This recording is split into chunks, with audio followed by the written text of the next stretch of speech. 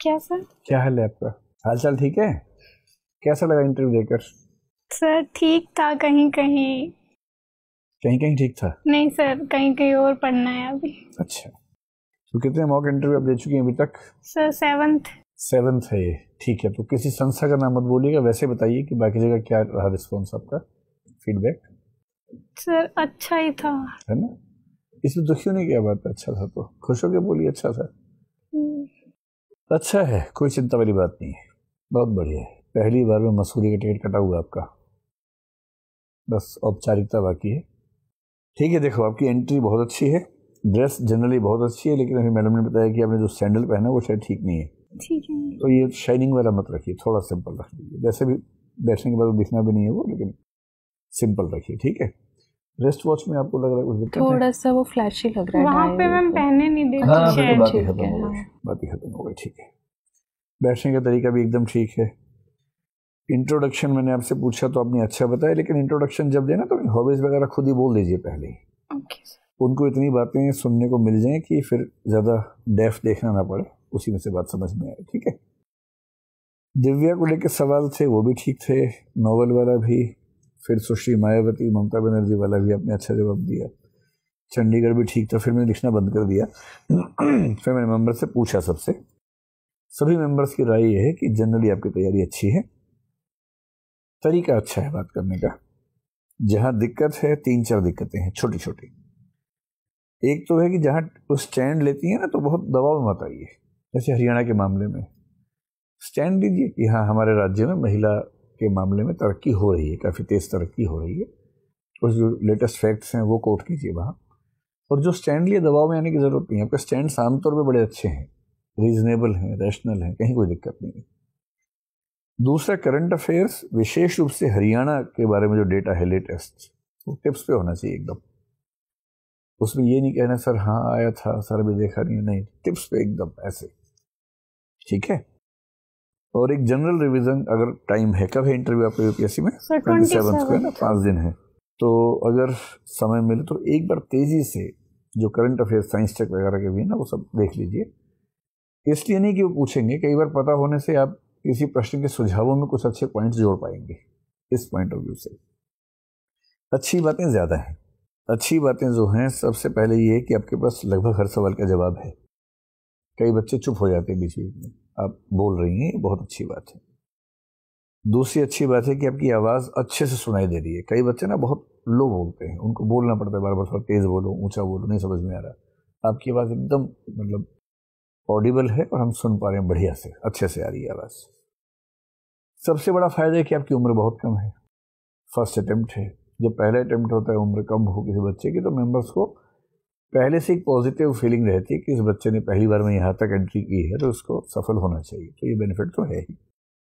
Analysis आपका अच्छा है, 10 में से 7 प्रश्नों में ऐसा दिख रहा है कि आपने ठीक एनालिसिस किया हुआ, तैयारी की हुई है।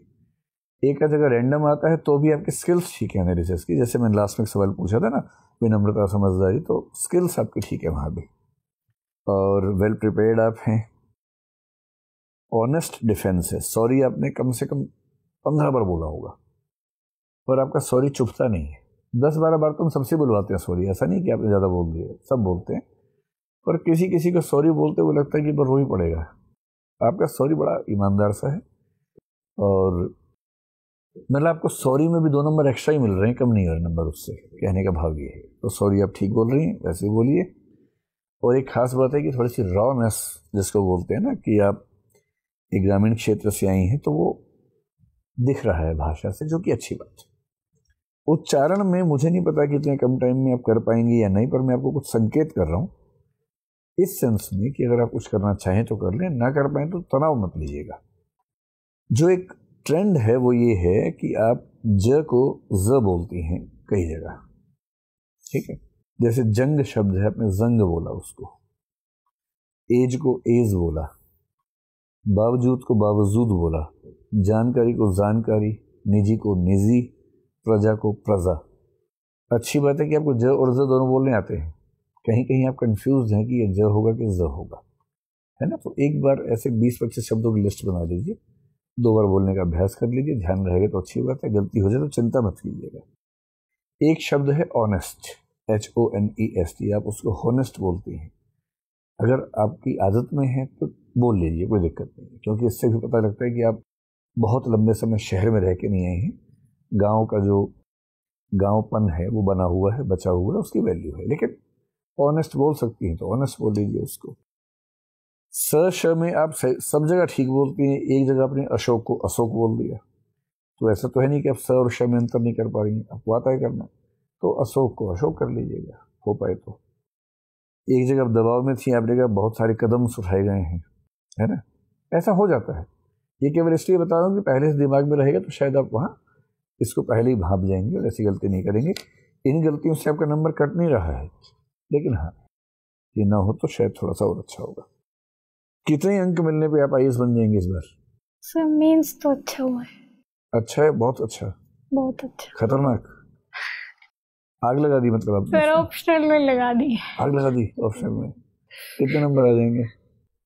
सर कुछ गलत नहीं हुआ है, और अरे बाप रे एक बाप। व्याख्या तो सर मैंने सर वो अच्छे से पता नहीं था तो घुलमुल करा है।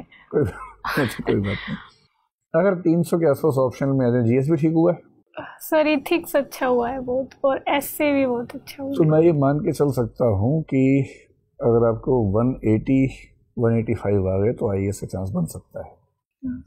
आपकी आज की परफॉर्मेंस के बेस पे हमारा अनुमान, संयुक्त अनुमान ये है कि आप 185 प्लस हैं, चिंता वाली बात नहीं। अभी मिठाई शुरू मत कर दें खाना, नहीं सर, UPSC का भरोसा नहीं होता अभी है ना। अच्छे से तैयारी करो, 5 दिन रिवाइज करो, इंटरव्यू दो, जब कुछ बढ़िया हो जाए तो मिठाई खिला देना मुझे। ओके सर, ठीक है, all the best. Thank you.